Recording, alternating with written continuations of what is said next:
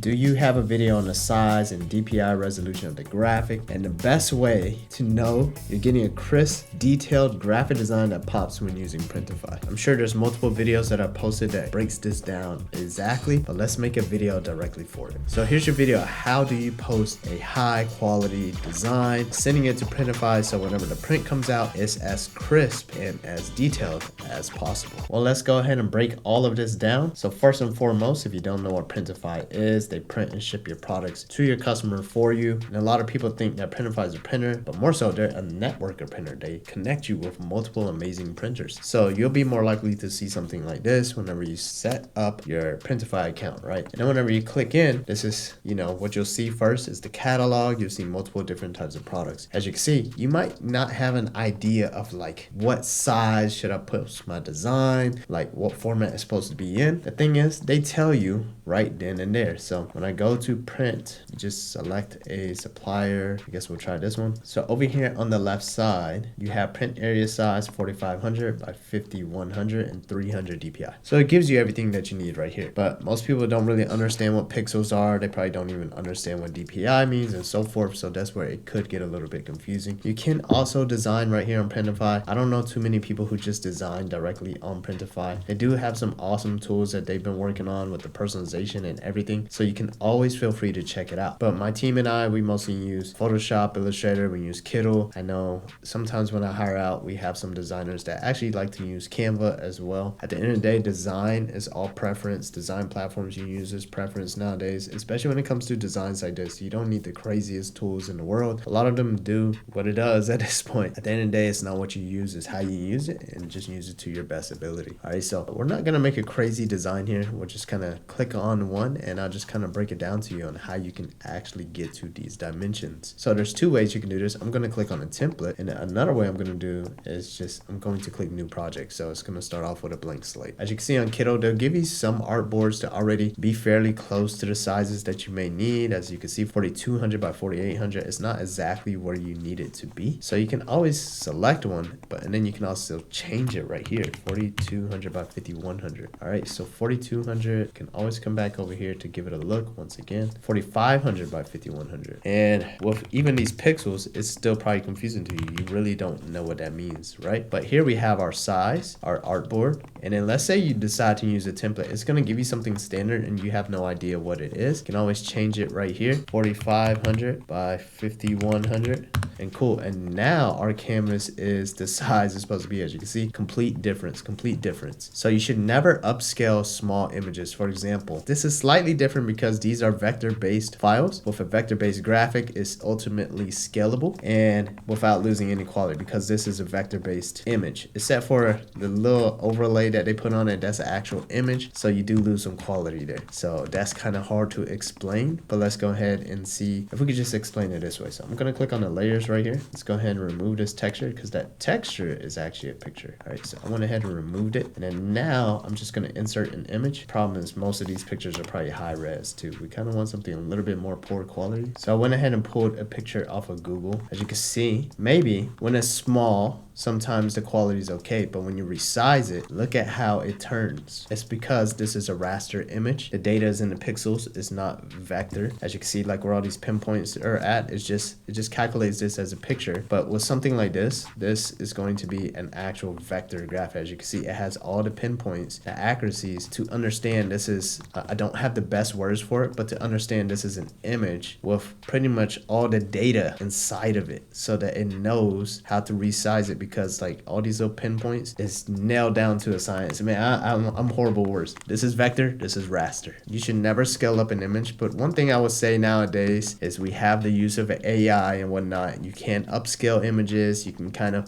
do AI versions of it. But, back in my day, this was a big no-no. Just rescaling without any of these additional features that AI gives us nowadays. Like we could probably upscale it and okay, see, it still says image too small. So you want to avoid resizing images wherever possible. Now here's the thing, pixels is a digital size. This is what you see on the computer monitor, like on your phone, you know. Inches are physical print size. So how does that correlate? So you have, let's say 4,500 pixels, times that by 300 DPI, DPI is dots per inch, then you have 15 inches. So this is 4,500 pixels wide, which is the equivalent of 15 inches whenever you export this at 300 DPI. So now you know, whenever you print this out and you had it from left to right at 4,500 pixels at 300 DPI, this is a 15-inch print left to right. Now going up and down, 5,100, this is 5,100, same thing. Divide that by 300 DPI, you have 17 inches. This is a 15-inch print by 17 inches going down. So you only got it going down to here. So whatever that is, about 3,250. 3,250 divided by 300 DPI is about 10.8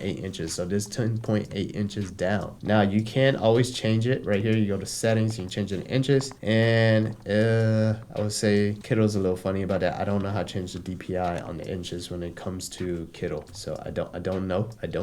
Alright. So like with Photoshop and Illustrator, I know how to do, but on Kittle, I don't know how to do. So regardless though, that's how you calculate the size of your actual print. I know what you're thinking, this is a little long-winded. We could go about this the fast way, but knowing and having all this knowledge, you only need to know it one time and then you have it down packed. Okay, printers don't actually care about your pixels. They print in inches. Pixels just determine how detailed the image will be when it becomes a physical size. Okay, so the DPI is your dots per inch. This is a standard for apparel printing, which is 300 DPI, meaning 300 dots of ink per inch. If you print it at 15-inch design at 300 DPI, that means the printer is placing 300 dots of ink in every single inch. The more dots there are, the sharper the print. But typically over 300 DPI is overkill when it comes to a direct-to-garment print. So, you know, this is more than sufficient. Low quality is going to be something like 72 DPI. What you might see pop up a lot, 72 DPI, is because what you see right now through this video, what you see on a computer screen, what you see on your phone, that's all 72 DPI. You only need 72 dots per inch when it comes to digital format, graphics, images, video. Now here's where it gets a little bit confusing, especially being a printer myself, and I try not to overthink it, because the more I overthink it, the more problematic prints actually become. When it comes to printing on a platform like Printify, most of the time you're printing one-offs here and there. This is only more of an issue of you getting it down right. If you're printing thousands of pieces for a single order or, you know, a single client, is making sure your colors are dialed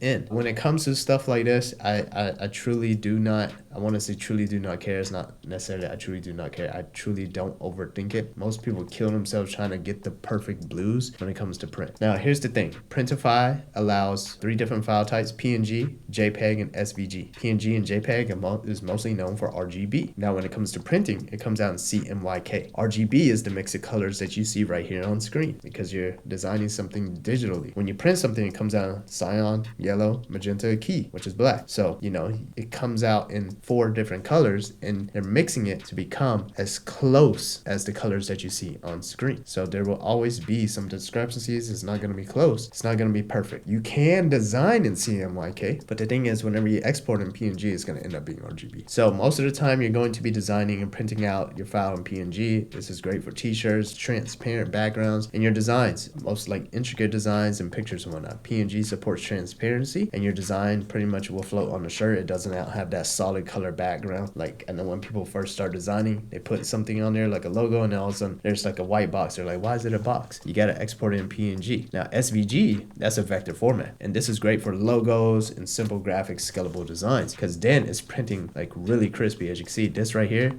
we can save this as a SVG because everything in here is actually a scalable vector graphic. Okay, but if we were to upload something like this would be a PNG, or you could do a JPEG because it's just kind of a rectangle. It does not have something where we need to make it a transparent background. Unless you save it like this, this is where you need a transparent background if you want to print it without that. Okay, so we have our file here in the exact format dimensions that we needed to be on Printify. Once again, let's go ahead and use this one. So I'm gonna go ahead and save it in 2 formats. So we're going to hit download. Let's make sure the background's not here. So we can click on the layers right here, and then we can remove the background, and then we can absolutely make sure there's no background. As you can see right here though, this is going to print this white color, and also these 2. But you can remove it if you were really liked or wanted to. So we can do this, remove it just like that. But as you can see, now we have that issue. Can move this over here or make it smaller, but we'll just print it with the white. So now when it comes to the part of exporting, we can go ahead and click on our layers and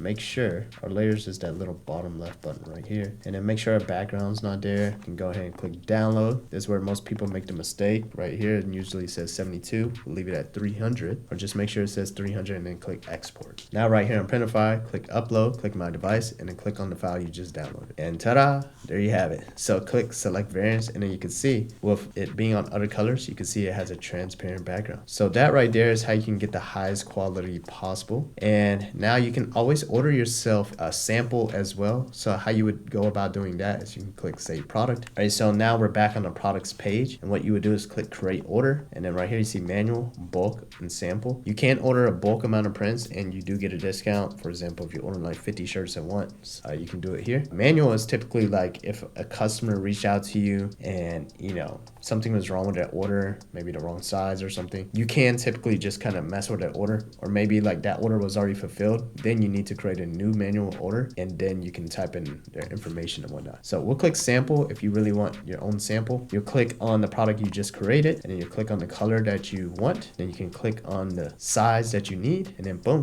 you just click on that, follow through, type in your shipping, and you have yourself your first sample order. You'll get that actual shirt in person. There's a few things I want to recommend to you. You're going to be your own biggest critic, especially if this is your first time starting. You're going to look at the print. You're going to say, oh, this is not quality. Oh, something's wrong right here. Oh, it's a little off-centered. I can guarantee you go to your closet right now, majority of your shirts are off-centered. Having a print background helps out a lot because most people come on here and they think every t-shirt is supposed to be perfect print. A lot of times we're our own biggest critic, and there's going to be some issues here and there. Those same issues your customers are not going to see. Now, I will say your customer will receive some products with some defects and some print issues that you did not see. And a lot of times when there really is an issue, you can ask for photos and you can upload it right back on Printify's order. You can say, hey, this is the defect that they had. Printify will typically give you the option to either refund you or they will ship the customer a new t-shirt. So it's one thing I want to say, and don't waste your money buying every single sample every time you launch a product. You're gonna get in your own way instead of making that money. So if this video helped you out, go ahead and comment, like, and feel free to subscribe, and we'll see you on the next one.